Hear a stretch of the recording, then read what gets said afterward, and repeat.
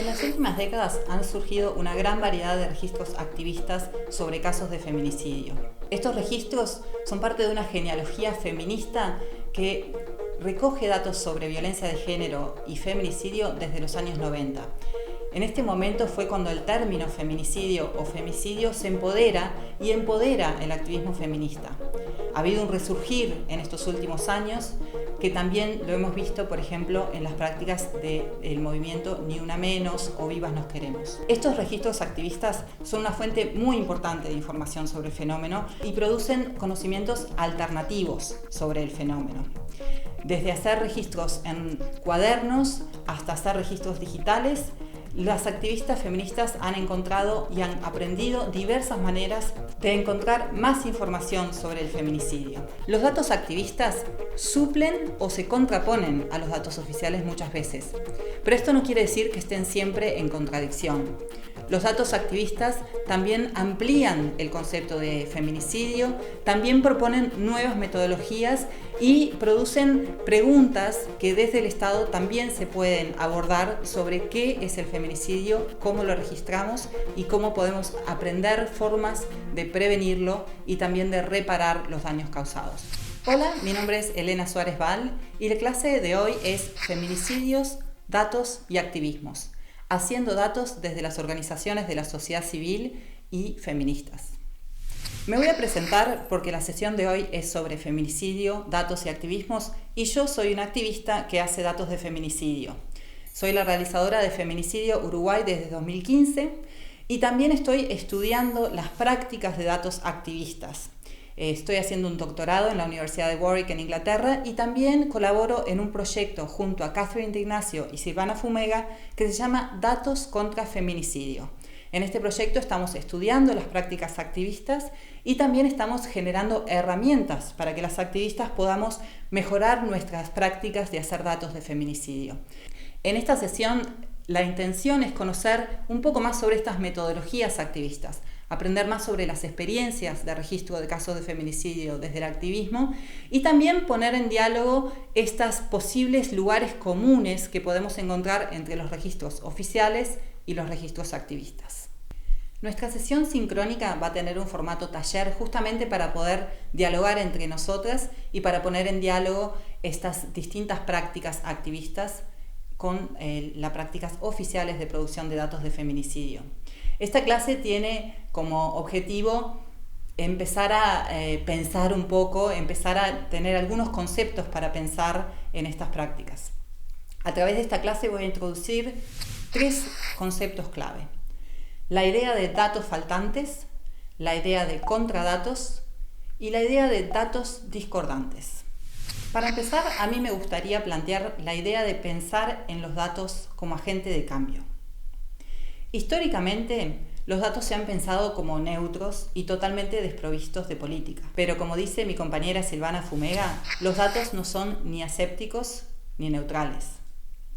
Esta noción de la neutralidad de los datos se ha disputado mucho desde la academia. Por ejemplo, Lisa Gittelman nos ha dicho que los datos no procesados son un oxímoron. Raw data en inglés, datos crudos. ¿Por qué es un oxímoron? Porque los datos siempre son cocinados. Siempre hay alguien que piensa qué datos traer, cómo traerlos, cómo procesarlos, cómo organizarlos. Desde el momento en que alguien decide empezar a juntar datos, ya entra la política en juego. Los datos no son algo que existe en el mundo como piedras preciosas que podamos recoger. Al contrario, los datos, como decía Simone de Beauvoir, no nacen, se hacen. Y quienes hacemos datos de feminicidio importa también, porque al hacer datos de feminicidio hacemos estos datos con todas nuestras intenciones, nuestras políticas y nuestros abordajes teóricos sobre el feminicidio. Yosune Chamizo, por ejemplo, nos ha hablado de lo que ella llama el camino del dato. Este camino es el proceso mediante el cual juntamos datos, los armamos en tabla, los vinculamos con otros datos en otras tablas quizás y también los estandarizamos. Y estos procesos, este camino del dato, está pavimentado de intenciones. Hacer datos, entonces, implica procesos sociotécnicos que estar enmarañados en el mismo entramado de relaciones desiguales de poder a las que estamos sujetas todos los actores y procesos sociales.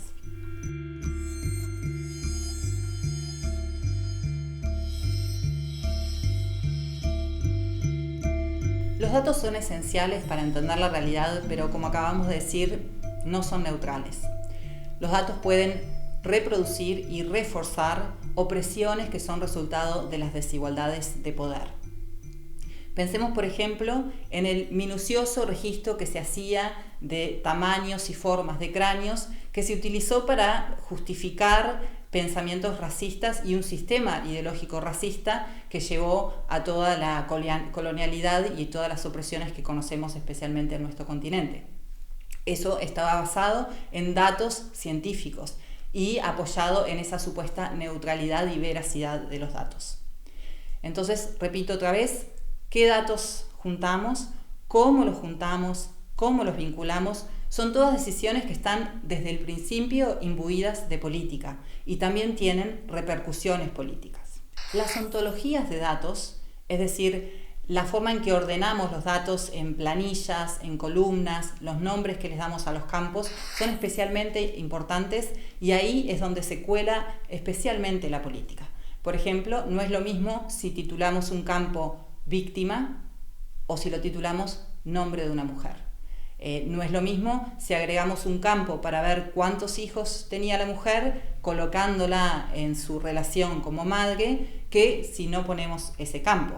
Tampoco es lo mismo si ponemos el nombre agresor o si usamos un término neutro que permita la posibilidad de que haya agresoras en el caso de feminicidio, un tema que ya sabemos que es disputado. Estas distintas formas de organizar estos datos, estas ontologías de datos, describen los casos de feminicidios de distintas maneras y hay diferencias entre las formas en que las activistas deciden organizar sus datos y en la que lo hacen los estados y los registros oficiales. También hay diferencias entre en el Estado distintas instituciones y en el activismo entre distintas colectivas con distintas percepciones políticas o teóricas sobre los feminicidios. Como decíamos, las distintas formas de organizar estas bases de datos producen distintas descripciones de los casos de feminicidio. Ian Hacking, un académico que pensó mucho sobre esos temas, decía que las personas actuamos en base a descripciones, o sea, que distintas descripciones ofrecen distintas avenidas de acción. Y ahí hay una cosa clave para desentrañar entre las diferencias en los datos activistas y oficiales. ¿Qué acciones se sugieren a través de las distintas descripciones que estas dos formas de hacer datos de feminicidio nos ofrecen? Pero también podemos ir un poco más para atrás. A veces faltan datos. Sabemos que los estados tienen dificultades para producir datos y a veces verdaderamente falta de voluntad política para producir datos, sobre todo datos que afectan a las personas más vulneradas o a los grupos marginalizados, aunque seamos más numerosos, como somos las mujeres. Esta falta de datos también es política. Y esta falta de datos no refiere solamente a la total ausencia de datos, que sabemos que en muchos casos los gobiernos están haciendo esfuerzos para mejorar su producción de datos sobre violencia de género, sino también al detalle, justamente lo que hablaba antes de las descripciones. Por ejemplo, ¿tenemos datos desagregados por sexo o género? ¿Tenemos datos sobre la raza, etnia de las personas involucradas en casos de feminicidio, sobre su nivel socioeconómico, sobre su nivel educacional? ¿Qué elementos se están registrando como datos que nos permitan entender o describir los casos de feminicidio de manera que se puedan producir diferentes acciones? Esta ausencia de datos la conceptualizan Lauren Klein y Catherine D'Ignazio en su libro Feminismo de Datos de esta forma.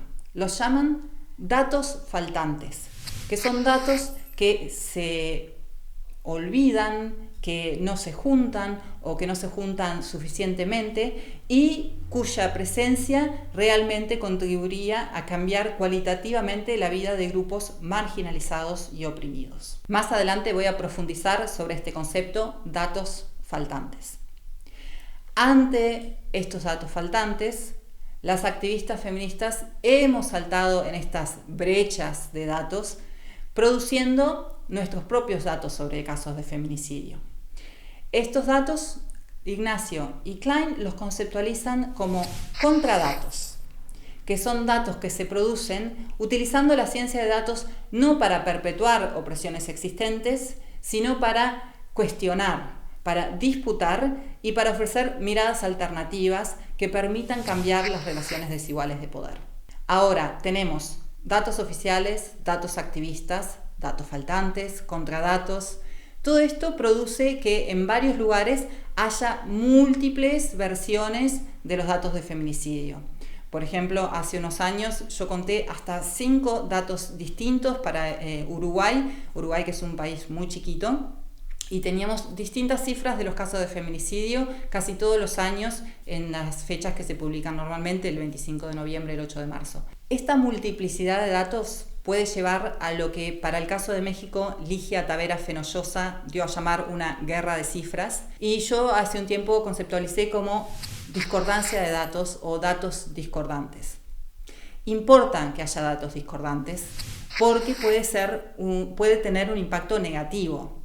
Por ejemplo, puede llevar a una falta de legitimidad, una falta de credibilidad, confusiones, y todo esto exacerbado por la circulación de datos en las redes sociales.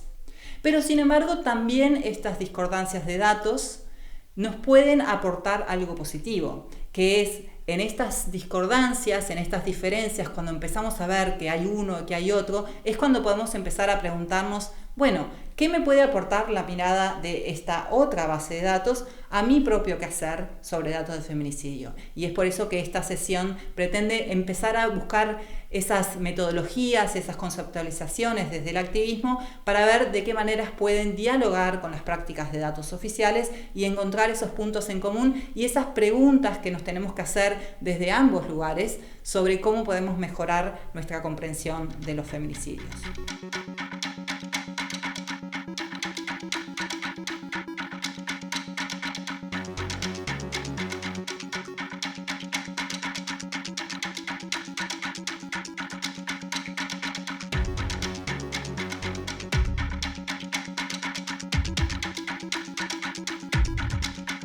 Vamos a pensar un poquito más sobre los datos faltantes y voy a traer el concepto de interseccionalidad para ayudarnos a pensar este tema. Como ha escrito Cubillos Almendra, las relaciones sociales de dominación se deben entender a partir de una matriz en la que se articulan y co-construyen distintos sistemas de poder. Esta matriz es lo que Patricia Hill Collins, desde el pensamiento feminista negro, dio a llamar la matriz de dominación. Esta matriz de dominación funciona en 4 dominios: el dominio estructural, el dominio disciplinar, el dominio hegemónico y el dominio interpersonal.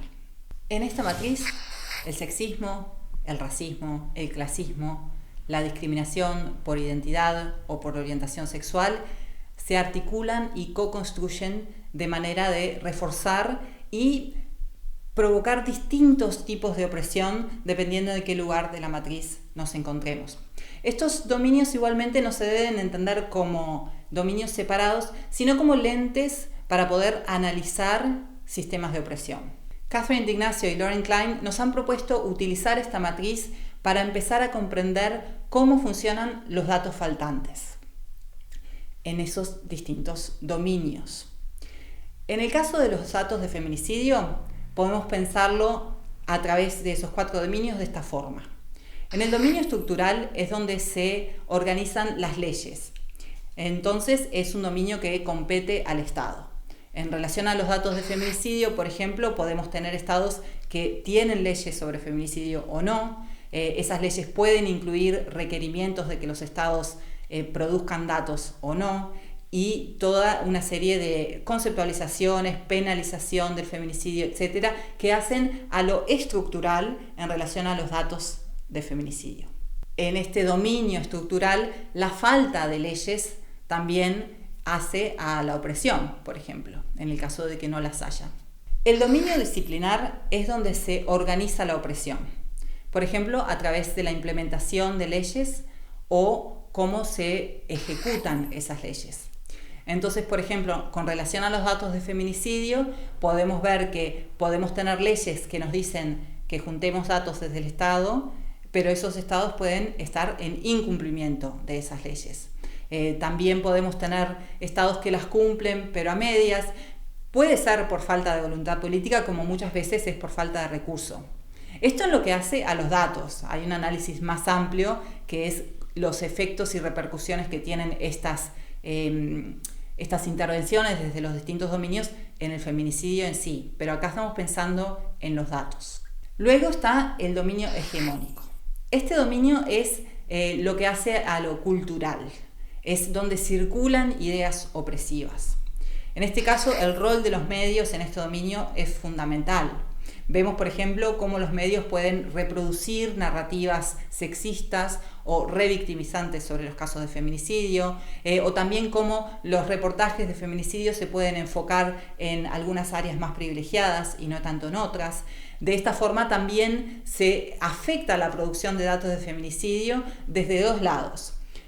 Por un lado, el rol de los medios como productores de cultura y también como productores de voluntad desde el público de que haya ciertas cosas, debilita el pedido del público de que los estados actúen. Por otro lado, las activistas muchísimas veces nos basamos en los medios para generar nuestras propias bases de datos, usando los reportajes de los medios para tratar de elucidar y leer entre líneas de reportajes muchas veces sexistas y revictimizantes para sacar información, transformarla a través de nuestras lentes y teorizaciones políticas sobre el feminicidio en datos de feminicidio feministas. Entonces, cuando los medios no reportan o reportan poco, también afectan la producción de datos desde ese lugar. El último dominio es el dominio interpersonal, que es acá donde se vive la opresión, o sea, el dominio interpersonal hace a las experiencias individuales y comunitarias de opresión. ¿Qué relación tiene este dominio con los datos? Bueno, en este dominio interpersonal es donde surge el hecho violento, donde el caso de feminicidio tiene lugar, pero tiene repercusiones más allá del momento en sí. Los casos de feminicidio dejan familias y comunidades devastadas, y estas familias muchas veces enfrentan dificultades a la hora de hacer sus denuncias, de seguir los procesos judiciales, y todo eso también socava esa voluntad y esa necesidad de producir datos en relación a lo que ha acontecido. También podemos pensar en los datos que se pueden obtener de esos efectos comunitarios y de esos efectos familiares. Por ejemplo, qué pasó con los hijos e hijas de las mujeres que han sido víctimas de feminicidio, sus familiares más cercanos, etc. De esta forma, usando la matriz de dominación y esta perspectiva interseccional, podemos ver cómo los datos de feminicidio se pueden considerar datos faltantes, datos cuya calidad y cuya existencia mejorarían las posibilidades de hacer frente al feminicidio.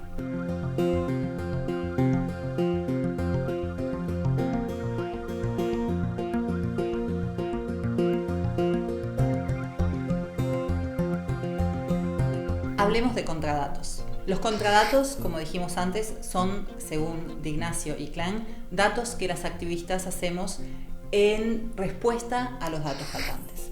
Estas prácticas, otras académicas como Estefanía Milán y Miren Gutiérrez, las han nombrado como activismo de datos. Ellas piensan mucho en estas prácticas del activismo de datos en un ámbito periodístico, por ejemplo, pero los contradatos también se pueden hacer desde comunidades afectadas. Muchas veces son las propias familias afectadas por casos de feminicidios las que empiezan esos registros o se acercan a organizaciones para que los sigan. Estas prácticas de activismo de datos y contradatos son, como dice Paola Ricaurte, prácticas liberadoras en directa contraposición con la producción de datos que se utiliza para perpetuar el status quo y para la vigilancia y el capitalismo. Pensemos, por ejemplo, en la producción masiva de datos que se hace desde las corporaciones a través de las redes sociales. Los contradatos no son eso, son prácticas activistas para contrarrestar la falta de datos que podrían mejorar nuestras vidas. Cada vez hay más herramientas digitales y son más fáciles de utilizar. lo que ha permitido que las activistas y los activistas nos convirtamos en documentalistas, archivistas y monitores de los abusos de poder. Muchos de los proyectos feministas de registro y monitoreo de casos de feminicidio que han surgido en las últimas décadas se apoyan en estas herramientas digitales.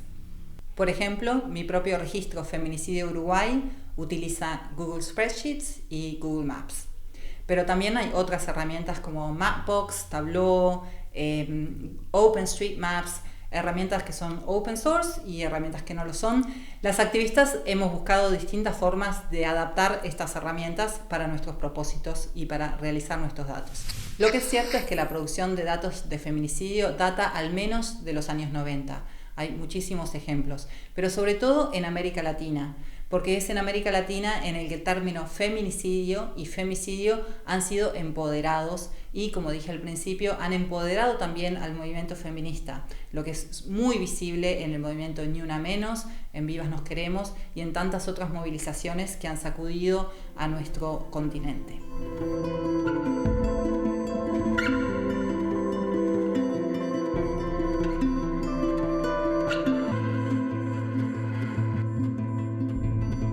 Sin embargo, es importante notar una particularidad de los datos activistas.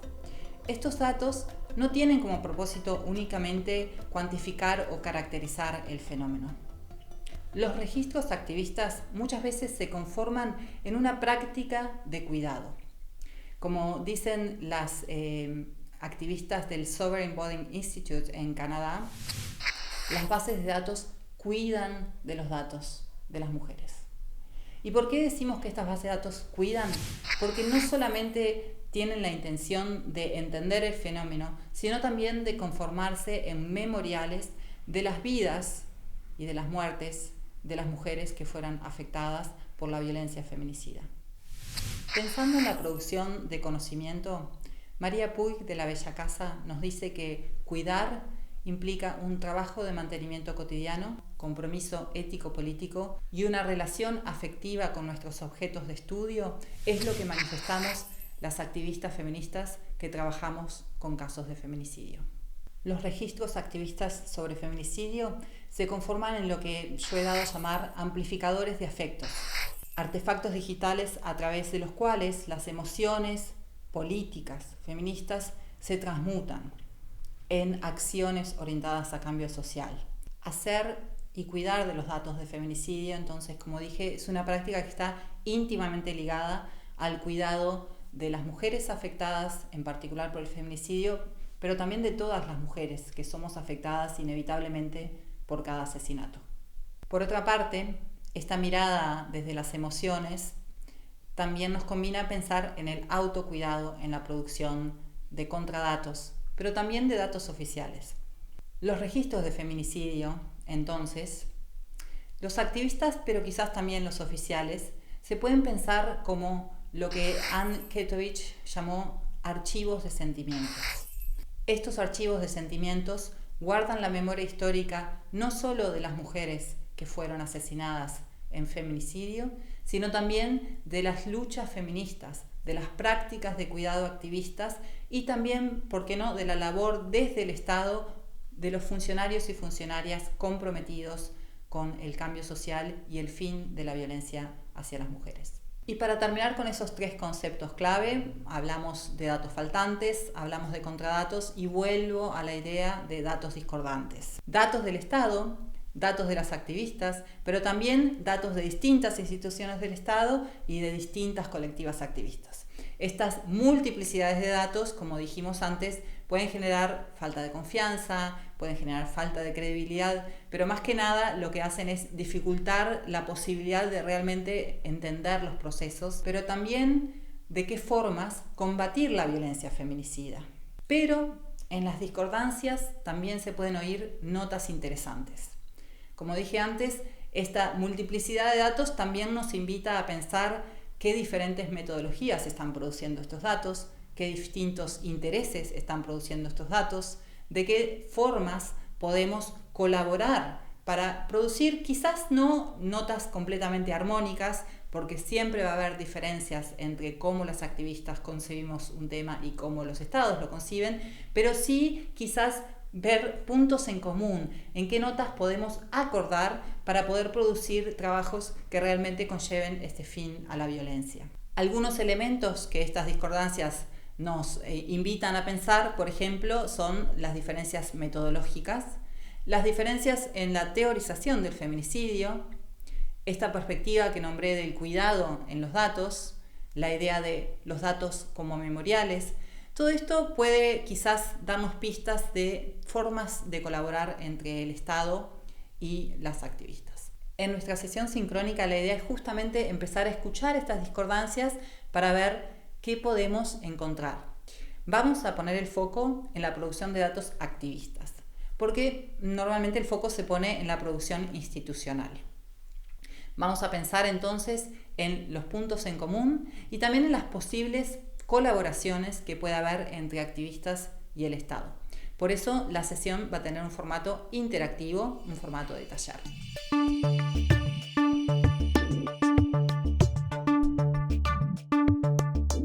Repasemos entonces los 3 conceptos claves de esta clase. Datos faltantes.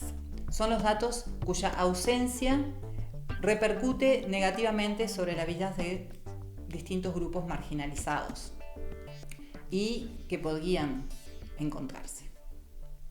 Contradatos son datos que se realizan desde el activismo y las comunidades en respuesta a la ausencia de datos que harían un aporte positivo a sus vidas. Y discordancia de datos es esa multiplicidad de datos que se da necesariamente al existir datos o al no existir datos oficiales y los contradatos, y también por las distintas abordajes que producen que haya múltiples contradatos, así como múltiples versiones de los datos oficiales. Previo a nuestra sesión interactiva, les propongo 2 tareas. La primera es ver 2 conversatorios. En estos 2 conversatorios, activistas y personas que trabajan desde el Estado han dialogado sobre 2 temas centrales: hacer datos y comunicar datos. Creo que estos 2 conversatorios pueden ofrecernos un buen calentamiento previo a nuestra sesión interactiva. La segunda tarea sería investigar un poco un proyecto activista. Quizás tú misma o tú mismo trabajas en un proyecto activista sobre datos de feminicidio, en cuyo caso te invito a reflexionar sobre tu propio proyecto. De no ser el caso, podemos elegir un proyecto activista. Tengo muchos proyectos activistas en la página feminicidouruguay.net. De ahí pueden encontrar un proyecto que les parezca interesante, y lo que me gustaría que miren y que indaguen viendo la base de datos, viendo el sitio web o cómo se desarrolla ese proceso, es justamente de qué forma se hacen esos datos, la metodología, la forma de ordenarlo, etcétera, los objetivos políticos, y también de qué forma se comunican esos datos. Por ejemplo, si se hacen visualizaciones o se mueven en redes sociales, etcétera. Con esa propuesta les dejo y espero vernos en la sesión interactiva. Espero que hayan encontrado esta clase interesante y por cualquier consulta no duden en ponerse en contacto.